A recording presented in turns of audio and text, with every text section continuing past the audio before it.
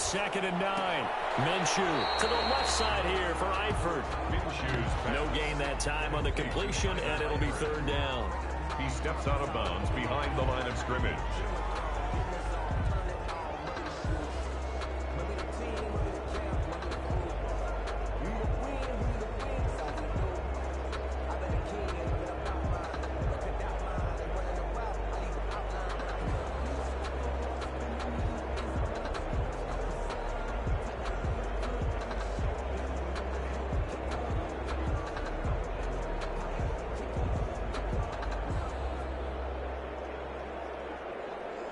These guys have punted 4 times already, and they're staring at a 5th, barring a conversion here on third down. Back now here live in New Orleans. And this is a blowout so far as we get set for the fourth quarter. A very one-sided affair. The Jaguars on third down. They've had a lot of chances, but not much success, converting only 3 times. This is 3rd and 9.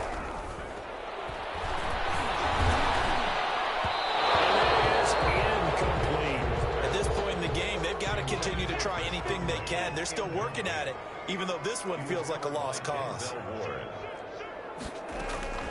On 4th down, Minshew. Able to find Conley. Trey, 10.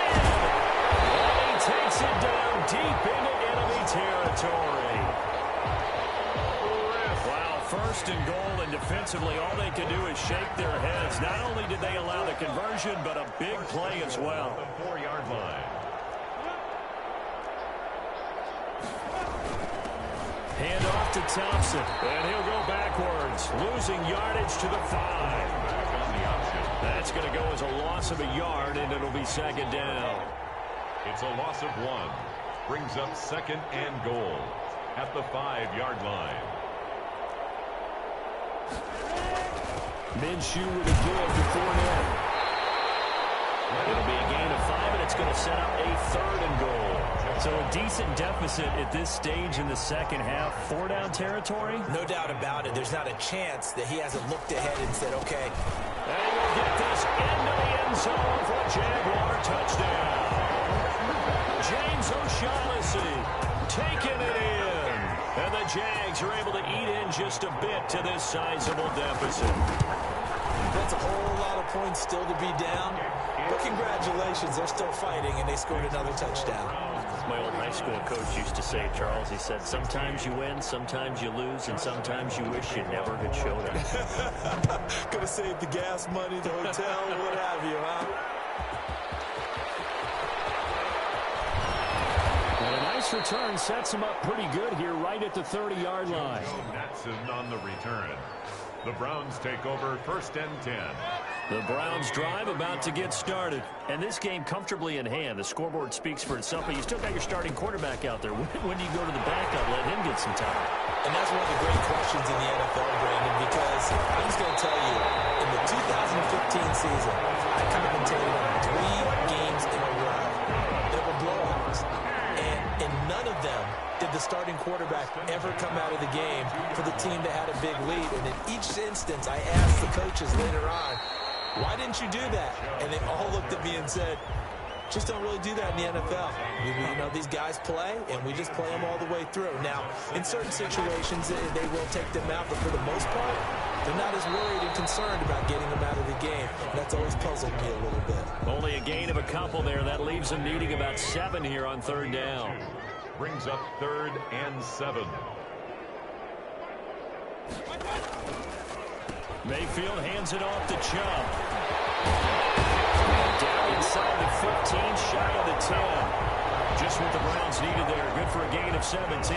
At carries like that, that's how they're going to continue to salt this thing away here, Charles, in the fourth quarter. Yeah, how about that? A new set of downs. Clock continues to move. No better way to close out the game than to tap those mastodons you have up front and say, guys, keep pounding them. Let's keep the ball, keep their offense on the sidelines, and let's close this one out. The last run got 3. Now here's 2nd and 7. On the ground, it's Chubb. And barrel his way into the end zone for a Browns touchdown. A 9-yard touchdown run. And this offense is running away with this one. So up comes Mayfield as his guys will go for 2. And, partner, are you kidding me? With this game that he's having, we are in uncharted waters like we've never seen before. Just think, if he keeps every football from all the touchdowns scored today, does he need to build a new trophy room at home? Yeah. A couple trophy rooms. Maybe a whole home for a trophy room. What a phenomenal performance, and I'll guarantee you he's going to reward the rest of the offensive unit after this as well for helping him get to this number. He better. This is just unreal. Minshew and the Jags now with a 1st and 10 at the 41-yard line. And he'll throw right away to Thompson on the screen. They'll contain him to just 4. 2nd down. That's a good job there by the corner. We do talk about this a lot, that a lot of corners see their job as simply covering receivers. Tackling isn't everyone's thing. But in this case, he came up quickly and made a nice, sure tackle. So after the 2nd down incompletion, they'll come up now against a 3rd and 6. Out of the gun is Minshew. The open man is Westbrook. And he will have a Jaguars 1st down as they're able to get the 3rd down conversion. A Jaguar 1st down as Minshew finds Westbrook. 48-yard line. Looking to throw it. Minshew. It's thrown incomplete. Chris Conley, the intended receiver. But it'll be 2nd down. At this point, down big. You'd have to imagine this defense are just going to sit back, blanket the field as best they can. Yeah, this is actually the easy part of the game for them because, just as you noted, they can sit back, keep everything in front of them. But they've blanketed the field the entire game using a variety of coverages. And they go backwards here, losing yardage back at the 48-yard line. Well, that 2nd down completion, something of a disaster, and now they're left with 3rd and long. Here's Minshew. That's knocked away and incomplete. Defensively, you look at the numbers. Another incomplete passer we just saw, and they're under 200 yards passing for the game, so they've done their job on that side of the ball. Yeah, recently I was actually working a game where a quarterback had a streak of 5 straight games without a 200-yard game, and that was a big talk, both in his town and amongst his team. How do we get the passing game going? So big credit to them holding them under 200 today. They begin this drive with Chubb. He almost gets this to the 30, taken down about a yard shy. They may want to go back to that one. First play of the drive, good for 15 and a 1st down. Well, that's a carry they have to be satisfied with, and throughout this game, they've been satisfied with what he's given them. Whenever they've needed a big run, a 1st down, he's the guy they turn to. And it doesn't matter what the defense thinks. He's got the lane, and there he goes. All the way in. Touchdown, Cleveland. Nick Chubb, 71 yards. And the Browns are pouring it on. Well, they just continue to roll. And, Charles, for you and I, we want the close games, but for them, it has to be so nice to enjoy this big cushion. I can't remember the last time we saw them play this loose and have this much fun.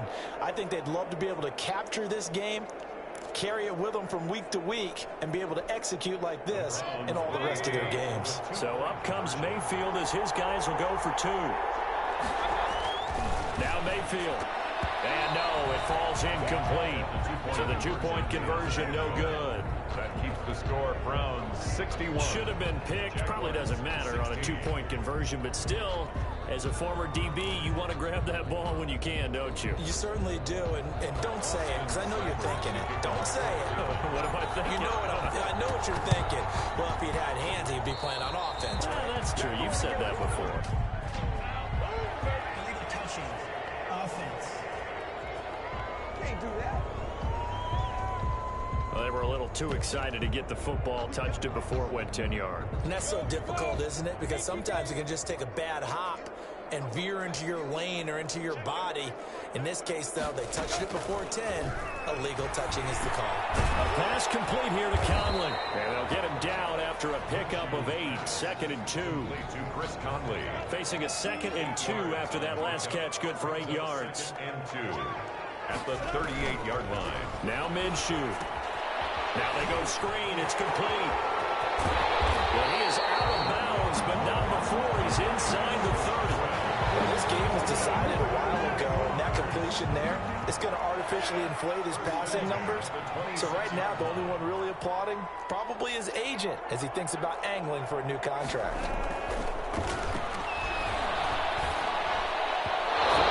First down, but this one winds up to be incomplete.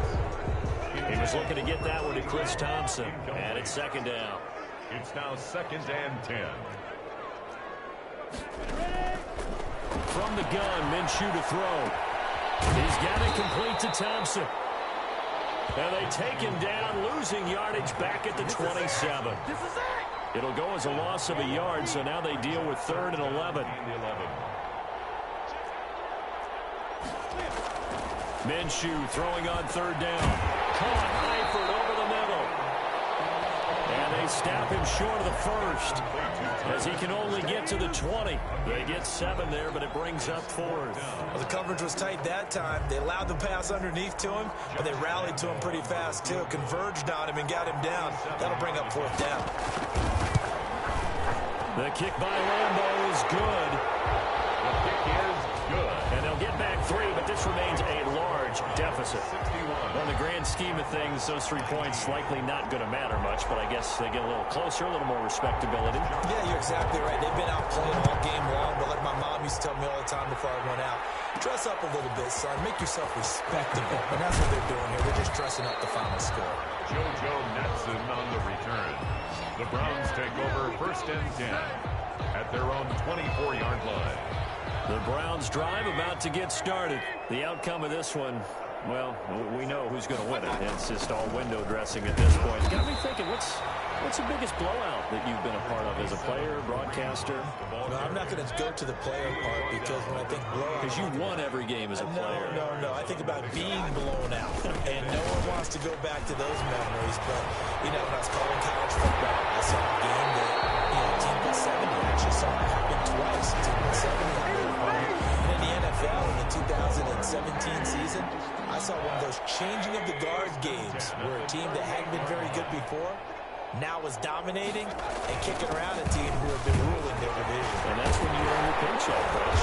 As the analyst, you got to fill that time. You've got to know what's going on out there and how it all happened. Well, obviously, that begs the question, what game was it? That was Seattle hosting Los Angeles, the Rams. Yeah. Their second meeting of the season, and the Rams turned it around from the first one and blew out the Seahawks. A gain of 3, second down. He was brought down at the 45-yard line. Just 2 minutes remaining here in the 4th quarter of what has been a one-sided affair. So the Browns in possession of the football here as we get you reset. They've got a second down now as they look to salt this one away. And maybe a measure of revenge there. He's had his way in this one, but this time they get him behind the line. Now they're staring at a 3rd and 8. That last play backwards a yard. And the line to gain here is the 37 on 3rd down. They'll try and run some clock here as they keep it on the ground. And he's going to be stopped here at the 43, and that is not near enough to pick up the first. Tackle made by Miles Jack. A 2-yard gain. This offense 2 for 2 converting on these thus far, so why not try again here on 4th down? They'll go for it. Able to catch it, but he's out of bounds. And the throw took him beyond the sideline, and that's going to be a turnover on downs. Very good starting field position for the Jaguars offense as they come up 1st and 10 at their own 43. Throwing to start the drive, but that one incomplete. Well, so much for getting separation. No chance there. Locked down tight, forcing the incompletion on that attempt. To throw once more on 2nd and 10. Minshew. Now they set up the screen. That's complete. They get 7 out of that, so they're left with a 3rd and 3. Chris Thompson.